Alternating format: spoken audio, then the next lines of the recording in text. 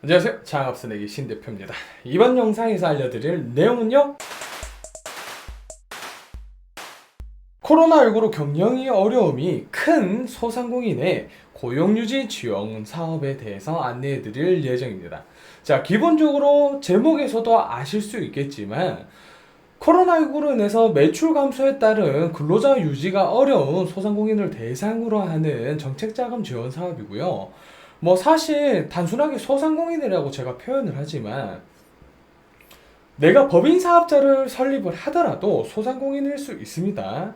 우리는 항상 소상공인에 대한 오해를 하고 있는데 뭐 5인 미만, 뭐 10인 이상 이렇게 해서 뭐 소상공인, 소기업, 중소기업, 중견기업, 대기업을 분류합니다. 물론 업종 업태에 따른 뭐 인력 편차도 있고요. 매출 편차도 있습니다만 기본적으로 광업은 10인 미만, 일반 업종은 5인 미만이 소상공인이라고 보시면 됩니다. 아시겠죠? 자, 지원 내용은 기관 직접 대출로 최대 1천만 원에 대한 대출금을 지원해주는 형태입니다. 자, 자격 요건은 크게 세 가지로 집합금지 업종과 영업 제한 업종 그리고 경영위기 업종 세 가지로 분류가 됩니다.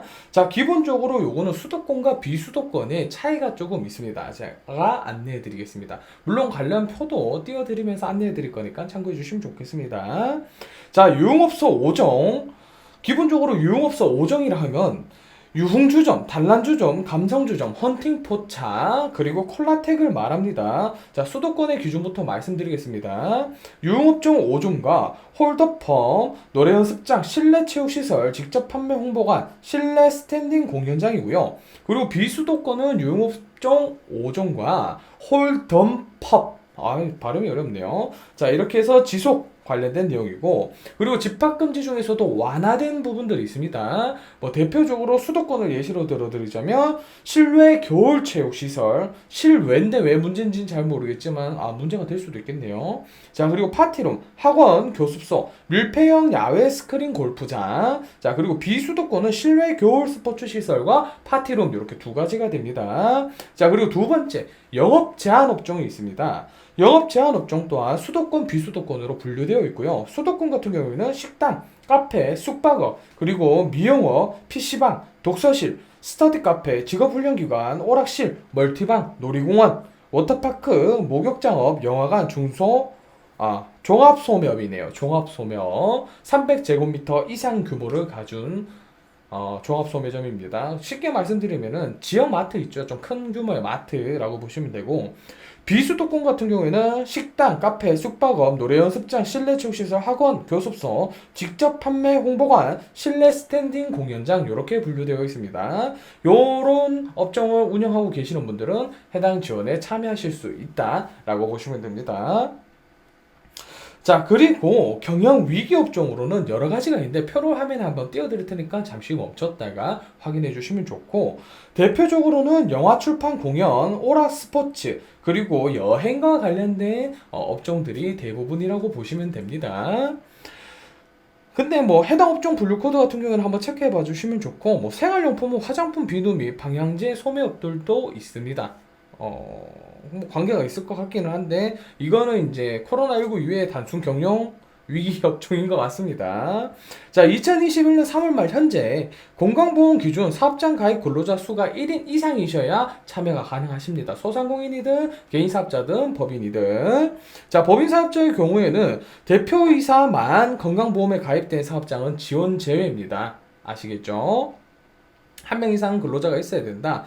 자, 그리고 소상공인 기준 업종별 평균 매출액 등 월 평균 상시 근로자 수에 해당할 것이라고 되어 있는데, 요 관련된 좀 더 상세한 내용은 네이버 창업스낵 카페에 해당 공고문을 공유해 놓았을 테니까 확인해 주시면 좋을 것 같고요. 자, 기본적으로 5인 미만 사업장이 소상공인이라고 보시면 됩니다. 자, 그리고 사업자 등록을 소지한 개인 또는 법인 사업자로 사업자 등록증상 개업일이 21년 2월 28일 이전이셔야 자격이 됩니다. 체크 꼭 부탁드릴게요. 자, 그리고 신청 가능 자격 같은 경우에도 되게 심플합니다. 그 개인 사업자 1인 중 사업자 한 개만 지원받으실 수 있어요. 예를 들어서 제가 제 명의로 사업자가 10개다. 그럼 일반적인 지원사업이나 정책자금 지원사업은 못 받을 가능성이 높습니다. 근데 하지만 해당 지원사업은 10개 중에 1개 사업장만 대표로 지정해서 지원받으실 수 있으니까 참고하셔서 진행해 주시면 됩니다. 자, 그리고 법인 사업자는 공동대표이사 모두의 연설을 통해 대출 신청이 필요하고요. 대표자 1인 또는 2인 이상의 공동대표자에게는 각각 대출을 취급할 수 없으며 대표자 1인에게만 지원할 수 있다. 예를 들어서 개인 사업자인데 사업주가 2명이면 둘 중에 한 분만 보증인 거죠. 어떤 의미에서 보증이 아니지. 신용정보를 통해서 그 사람 이름으로만 대출이 된다. 자, 대출금은 1,000만 원이라고 했고 금리는 연 2% 고정금리다.